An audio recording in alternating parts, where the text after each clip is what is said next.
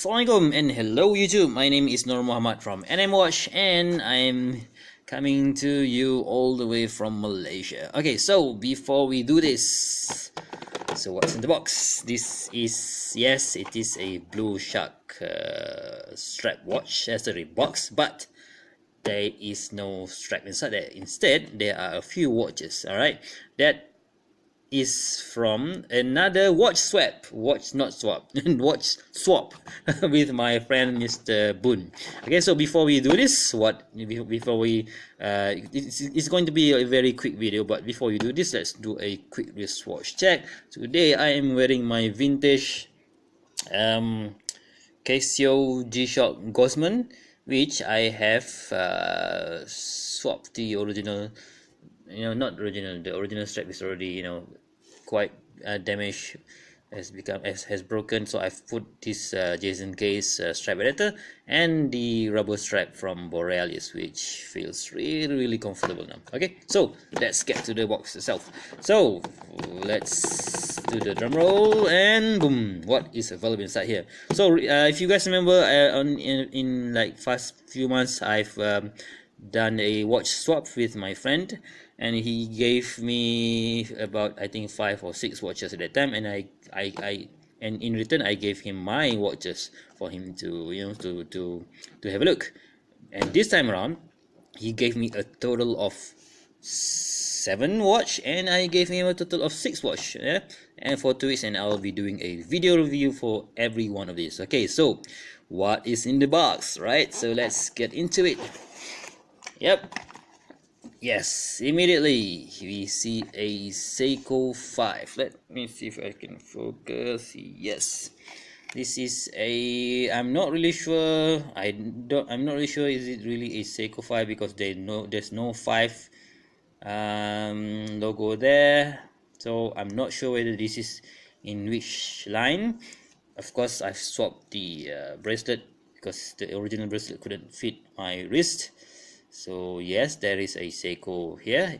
I think this is a 36 millimeters, right? So first Seiko. Let's see what's next. Let's search for another Seiko. Right. Next we have this Seiko King Quartz, which looks really cool. King Quartz. I think this bracelet wouldn't fit me. I will have to do a research on the history of each of this particular model. I believe this is a vintage watch. I'm just not sure in what year. Of course, we have to do a bit of search before I do the full review of this. So you can see this is a 36 millimeters, and I think this one is about 38. Yeah. So next, so we have 2 Seikos up till now. Right, next one. I think this is also another Seiko. Yeah. All right. Okay, so what do we have here? So next we have another Seiko, which is the Seiko Electronic. I believe this is the quartz. Sorry, this is the quartz version, right? Or they call it King Quartz. And this is Seiko Electronics, which is of both of them using battery, but you can see here this one is taken, the second hand is taken, but this one, the second hand, is smooth. So cool, super cool watch. I can't wait to do a research on this one and get a better history of what it's all about. Right, so 3 Seiko so far, 2 dress watches and 1 sport watch. Right, so let's get this out of the way first. I'm sorry guys, my camera setup is not really not as good as usual, but I think I'm using a better microphone, so yeah, I think you should hear my voice much clearer now. Okay, next what we have, let's go with the Hemi. Yes, this is the Hamilton. Alright. Okay, what is this? This is the Hamilton Thin-O-Matic from, I'm not really sure what year is this from, but I'm pretty sure this is a vintage one. You can see that the case is a gold plated case with, he mentioned to me that this is, look how thin that case is. Wow, that is super thin case, by the way. So yeah, that's cool. Oh, he mentioned to me that this is an automatic and it has a micro rotor inside it. Let me see if I can focus this. Come on, camera. Yep, super cool. What do you call this? These hands, can't remember.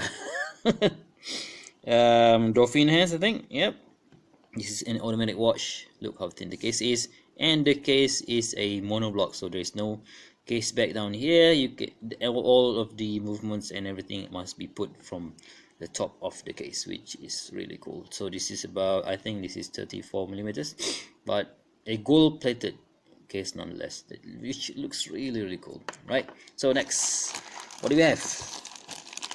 Next we have another dress watch, which is a Tudor. Yeah, Tudor Oyster Prince. This is also, I think this is an, wait, is this nope, this is not an automatic. This is a hand wind Tudor. From what year, I'm not really sure. I have to do, of course I have to do a lot of research after this, but check out that oyster case. That is super cool. Yep, super cool oyster case from Rolex. We have, this is, I think this is 34 millimeters, or was it 36? We have to, I have to do some, some measurements later. So we have the Rolex, come on, focus, the Rolex crown over there. Okay, and we have the original oyster case by Rolex. Geneva, the strap is 20 millimeters, water resistance. Okay, is this really 20 mil? I'm not really sure. I think it's 19. Anyway, so we have to do a measurement later. Yeah, right. So yeah, watch number 5, super cool, Tudor Oyster Prince. Wow. Right, next one. What do we have? Next one is this, the Omega. Yes, this is the Omega Seamaster, a vintage one. You can see there is some, I don't know, maybe some patina here. Okay, super cool Omega, vintage Omega Seamaster case. Maybe we can focus a bit more. Yep, you can see that. Wow, I think, what do you call this? What do you call this? Is this a box sapphire crystal? I'm not sure. Okay, so we have this Omega, Omega Seamaster logo down there. Okay, yeah, very cool. Right, next one. Okay, the last but not least. Yes, now this is super cool. Right, this is an Omega Seamaster Aqua Terra, I think. By the way, it didn't come on this rubber needle, silicone needle, but it came on this on its bracelet. Oh, sorry, not this one. On its bracelet, this one. But I have to take it off because it's too small. My friend didn't provide me with the extra links for me to adjust. So yeah, I'm not really going to use it on this, but I will show you guys what are the cool features on this bracelet later on during the full review. But yes, what a cool watch. Check out that. Oh, come on, focus. That dove, that hands, that blue indices, that blue hour and minutes and second hand. Such a cool watch, such a thin profile for a for a dive watch. Is this a dive watch? I'm not really sure, but a Seamaster should be good for diving, right? So 150 meters water resistance. And let's check out the case back, which features a display case back. Wow, that, I think that is, I'm not really sure what are these what are the actual movement name on this one, but it mentioned here coaxial escapement. So basically this is an ETA with a coaxial escapement by Omega, right? So I think I have to make a much a better, you know, research for this one. This is my first, no, basically this is the first 2 Omegas on the channel. Yay, finally I've got to hold an Omega. Yes. Okay, so I'm going to be using this to be reviewing this this total 7 watch, and I only have about 2 weeks to do so. So if you guys want to see the actual the full review of this watches, please give me a like and give me a subscribe, and I'll see you in the next one. Bye bye.